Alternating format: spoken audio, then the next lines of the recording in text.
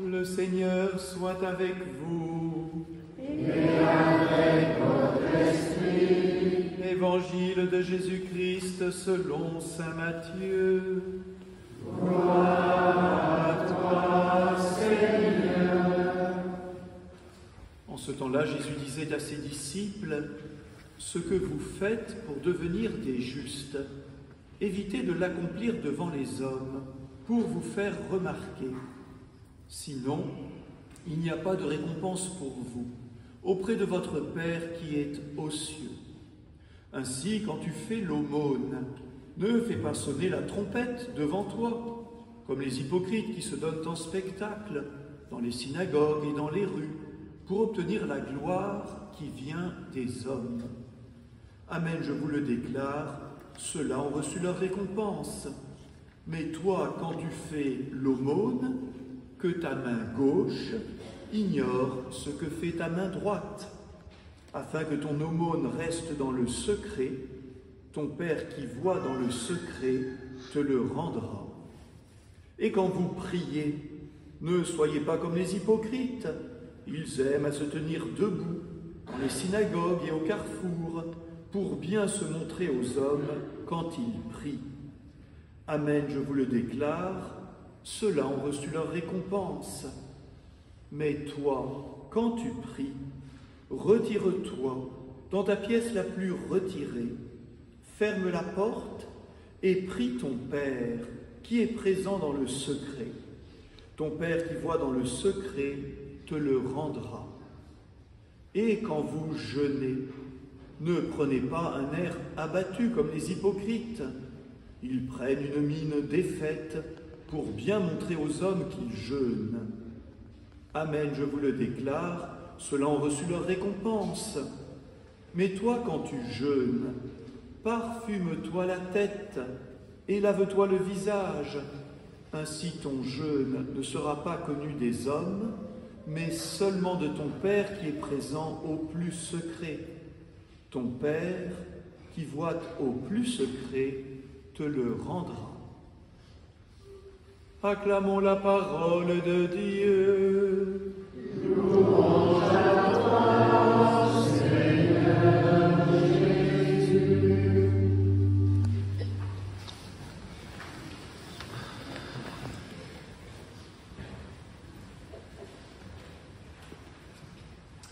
Faisons, frères et sœurs, une petite révision de nos classiques du carême. D'abord, tout simplement, ce mot, carême, veut dire 40, vous savez, quadragésima. En fait, nous pourrions dire la quarantaine, la sainte quarantaine. Et c'est intéressant parce que, rappelez-vous, la quarantaine, quand il y avait avant des longs voyages et qu'on arrivait de très loin dans un port, eh bien, un bateau était mis en quarantaine avec son équipage pour vérifier s'il n'y avait pas des virus qui risqueraient d'être introduits dans le pays. Nous pourrions dire que nous aussi, cette quarantaine doit nous aider avec la grâce de Dieu à une purification, que nous n'arrivions pas au port, au but, c'est-à-dire la fête de Pâques, avec des virus, des péchés dont nous resterions marqués. Donc 40 jours, une sainte quarantaine pour être purifié et arriver avec un cœur nouveau aux fêtes de Pâques et pouvoir les vivre avec intensité et ferveur. Voilà le deuxième point que je voulais partager avec vous. Le carême n'est pas un exercice. Pas un exercice, c'est une marche. Et cette marche a un but. Et il est important que dès le début de notre marche, eh bien, nous ayons les yeux fixés intérieurement sur le but. Et le but, vous le savez, c'est Pâques, toute la semaine sainte. D'ailleurs, faites le calcul, si vous prenez votre agenda, commencez aujourd'hui, au mercredi 14 février, et vous comptez 40. Tous les jours, 40, vous n'arrivez pas à Pâques. Vous arrivez au dimanche des Rameaux et de la Passion du Seigneur, qui est le début de la grande semaine sainte. Donc 40 jours pour entrer dans tout le mystère de Pâques, qui n'est pas seulement le dimanche de Pâques, mais toute la semaine sainte, tout ce que Jésus va vivre par amour pour nous.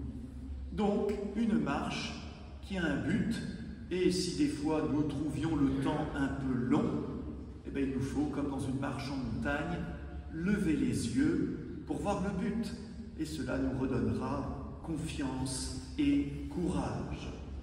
Alors pour cette marche du carême, l'Église a reçu du Seigneur Jésus, nous l'avons entendu dans l'Évangile, eh bien, 3 moteurs de notre temps du carême, pour dire un peu les 3 P.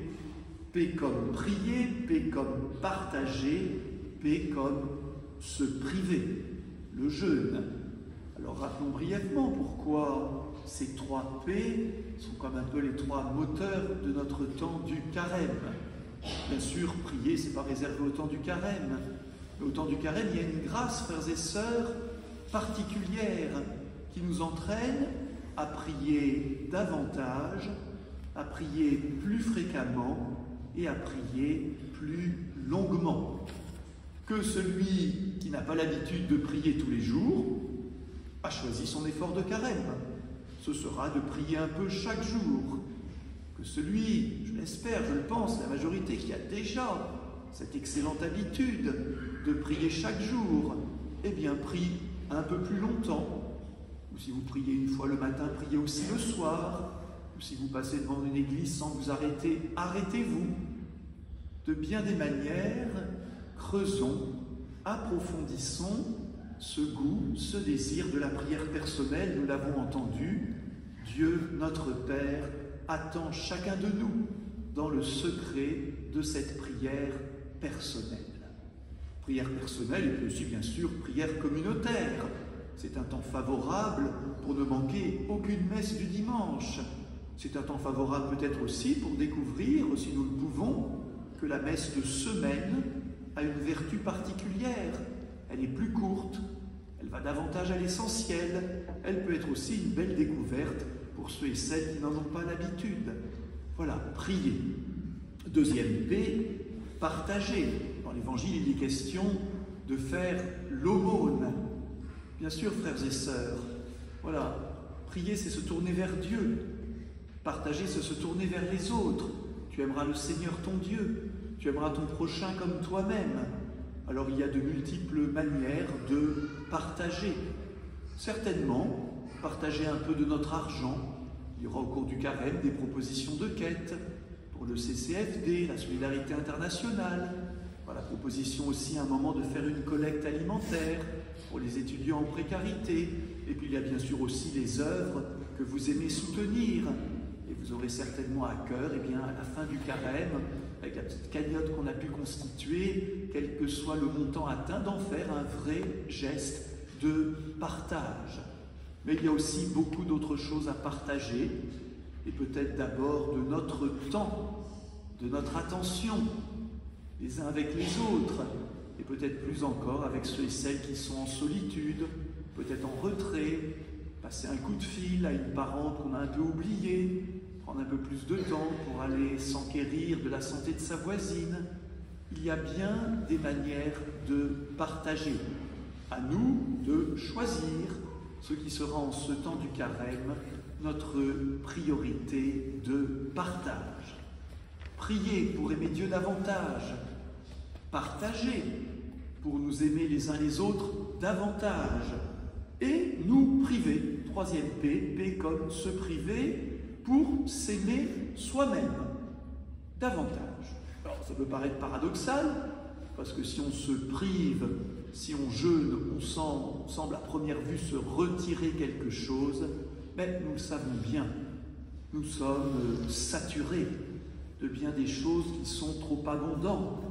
Et en particulier dans nos pays occidentaux, même si je sais bien que c'est très variable d'une personne à l'autre, il y a certainement dans nos vies des choses en trop dont il est grand temps, pendant cette sainte quarantaine, de nous priver ou de diminuer notre consommation.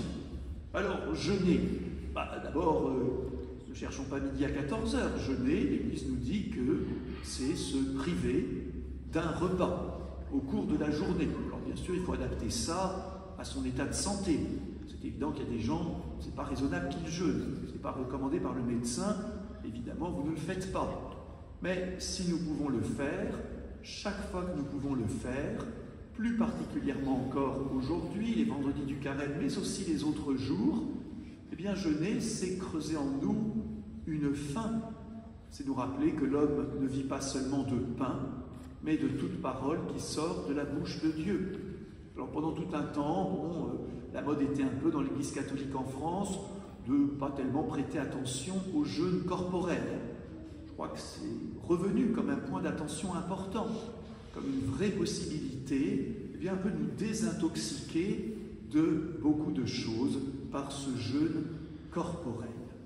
Alors chacun placera le curseur là où il est bon pour lui.